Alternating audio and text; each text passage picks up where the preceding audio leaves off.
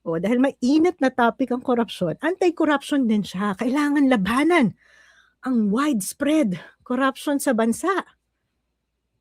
Ano na nagawa niya? Hindi niya ako wala akong pakialam kung manalo si Sara sa 2028, kung yan ang kailangan natin. Hindi pa tayo namumulat, okay lang. Kayo naman, akala niyo ba, 'di ba? Palagay niyo ba ako magkaka-hardship? Second highest official of the land, may issue ng korupsyon.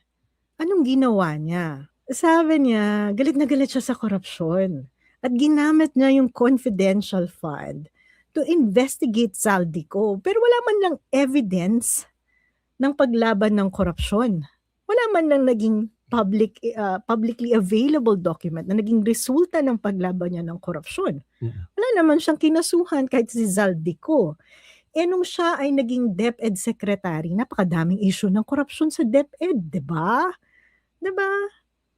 Ano-ano yung mga issue? Laptops, classroom, ilan lang ang nagawa, yung mga problema ng DepEd when she was head of DepEd, 'di ba? So ito ba yung halimbawa ng pagpapatakbo sa Pilipinas? Oh my God, magnovena na tayong lahat. Baka dapat hindi lang isang Bible verse yung binabasa sa simula ng speech niya every time. Baka dapat magrosaryo muna tayong lahat bago siya mag-deliver ng speech. Na, kailangan natin yan. Intervention ni Mama Mary.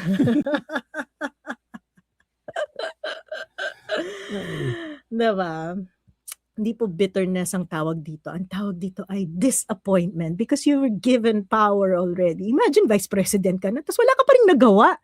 Tapos mangarap ka maging presidente. O yan pa lang sa issue ng korupsyon na. Wala pa kasi, evidence-based po kasi tayo dito.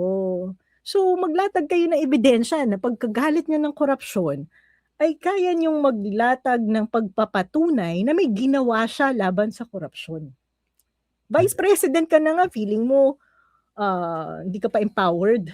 Ikaw po president, sabihin mo pa rin, hindi pa rin ako empowered as president. Diba? What the hell?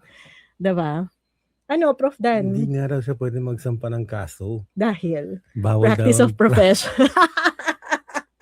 Ito, the best talaga to, nakakatawa. Para naman may nakakatawa tayo. Kayo mga DDS, mag-upgrade naman kayo ng ano. Sabi ko, bakit hindi pa nagsasampa ng kaso si Sara? Abogado pa naman siya. Oh, bobo ka, Shelo. Ano siyang makakapagsampa ng kaso? Practice of profession yan. Bawal mag-practice ng profession. Ang president at vice president. Uy, na-flash yung brain ko.